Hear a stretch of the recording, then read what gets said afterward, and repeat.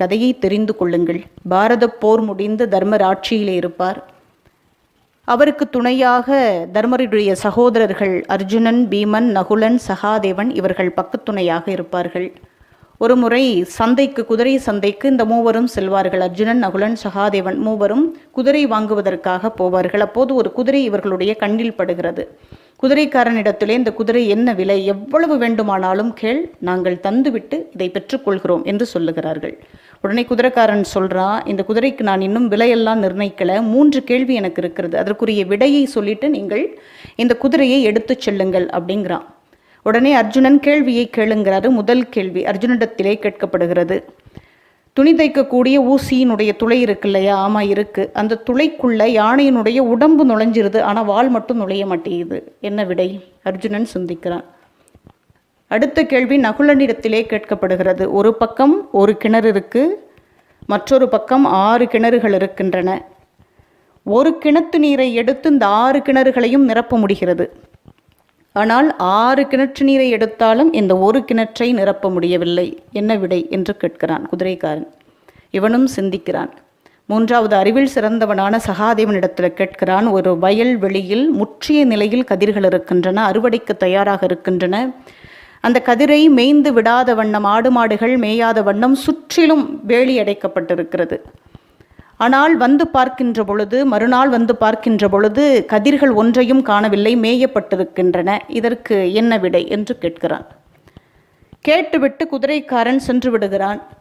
இவர்கள் மூவரும் இதை சிந்தித்து கொண்டிருக்கிறார்கள். தர்மர் பீமனை அனுப்புகிறார். குதிரை வாங்க போனவர்களை ஆளை காணும், இன்னும் இவ்வளோ நேரம் ஆயிடுச்சு, இன்னும் ஆளை காணுமே, என்ன ஆனது என்று தெரிந்து கொண்டு வா என்று பீமனை அனுப்புகிறார். பீமன் இவர்களை அழைத்து கொண்டு வருகிறான். தர்மர் கேட்கிறார், என்ன தாமதம், என்ன காரணம் என்று கேட்கிறார்.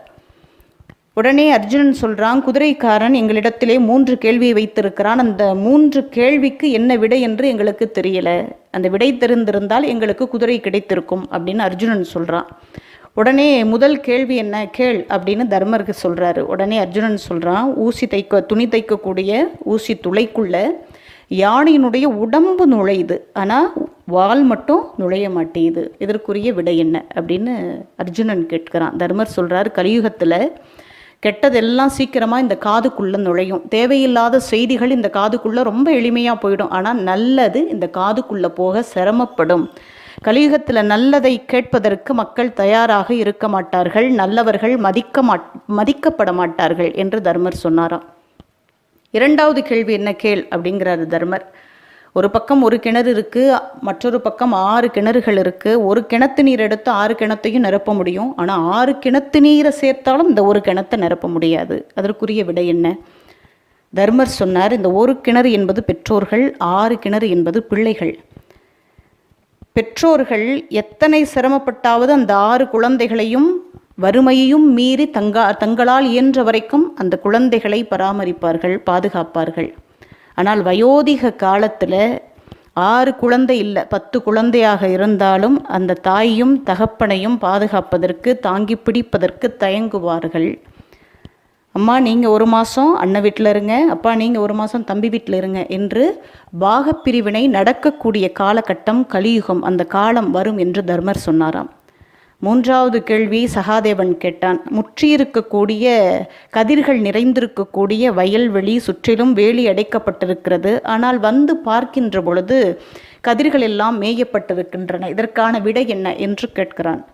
உடனே தர்மர் சொல்லுகிறார், இந்த வேலி என்பது ஆட்சியாளர்களும் அதிகாரிகளும், இந்த வயலில் விளைந்திருக்கக்கூடிய கதிர்கள் என்பது மக்கள். வேலியே பயிரமேஞ்ச கதையா அப்படின்னு ஒரு பழமொழி இருக்கிறது. அந்த பழமொழி கலியுகத்தில் நடைபெறும். அதிகாரிகளாலும் ஆட்சியாளர்களாலுமே மக்கள் சுரண்டப்படுவார்கள், துன்பத்திற்கு உள்ளாக்கப்படுவார்கள் என்று தர்மர் சொன்னாராம். இந்த விடையை சொல்லிட்டு தர்மர் சொன்னாராம், வந்தவன் குதிரைக்காரன் அல்ல, அவன் கலியுக புருஷன்.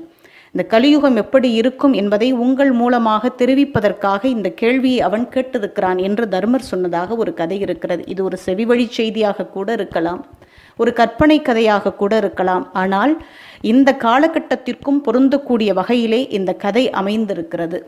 இன்றைக்கும் எத்தனையோ பாடுகளை பட்டு ஒரு குழந்தையை வளர்க்கக்கூடிய தாயையும் தகப்பனையும் தெருவிலே விடக்கூடிய சூழலில் இன்றைக்கு பிள்ளைகள் இருக்கிறார்கள். ஒரு குழந்தையை ஒரு வாய் சோறு எப்படியாவது இந்த குழந்தைக்கு ஊட்டி விடணும் அப்படின்னு ஒரு தாய் நினைத்து அந்த குழந்தையை இடுப்பில் சுமந்து கொண்டு அந்த ஒரு உருண்டை சாப்பாட்டை எப்படியாவது அந்த குழந்தைக்கு ஊட்டிடணும்னு தெரு தெருவாக அலைந்த காட்சியெல்லாம் நம்ம பார்த்துருக்கோம். அந்த வேடிக்கை காண்பித்து அந்த நிலாவை பாரு, அந்த மாமாவை பாரு, அந்த கடையை பாரு, இந்த மரத்தை பாரு, அந்த பறவையை பாருன்னு ஒரு தாய் இதையெல்லாம் வேடிக்கை காண்பித்து ஒரு குழந்தைக்கு ஒரு உருண்டை அதிகமாக சாப்பிட மாட்டானா அப்படின்னு ஏக்கத்தோடு அந்த குழந்தையை பராமரிப்பதை நாம் பார்த்துருக்கிறோம். ஆனால் இன்றைக்கு அப்படி சிரமப்பட்டு வளர்த்து அவமானப்பட்டு வளர்த்த தாயும் தகப்பனையும் வயோதிக காலத்தில் ஒருவேளை உணவிற்கு தெரு தெருவாக அலையவிடக்கூடிய பிள்ளைகள் நிறைந்திருக்கக்கூடிய காலத்தை நாம் பார்த்து கொண்டிருக்கிறோம். அதனால் இந்த கலியுகத்தில் யாரெல்லாம் சிரமத்திற்கு உள்ளாவார்கள் என்று சொன்னால், யாரெல்லாம் முன்னோர்கள் சொன்ன வார்த்தைகளை மறுதலிக்கிறார்களோ, அந்த வார்த்தைகளின் படி வாழாமல் அதை தவிர்த்து நிற்கிறார்களோ, அவர்கள் எல்லாம் நிச்சயமாக இந்த கலியுகத்திற்கு பலியாக்கப்படுவார்கள் என்பதுதான் நிதர்சனமான உண்மை. எனவே நல்லவற்றிற்கு முக்கியத்துவம் கொடுங்கள். நம்முடைய முன்னோர்கள் சொல்லாத எந்த செய்தியுமே இல்லை, எல்லாத்தையும் நம்முடைய முன்னோர்கள் சொல்லிவிட்டார்கள். நாம் எதுவுமே செய்ய வேண்டாம். அவர்கள் சொன்னபடி நடந்தாலே நிச்சயமாக நாம் கலியுகத்தின் கொடுமையிலிருந்து தப்பித்து கொள்ள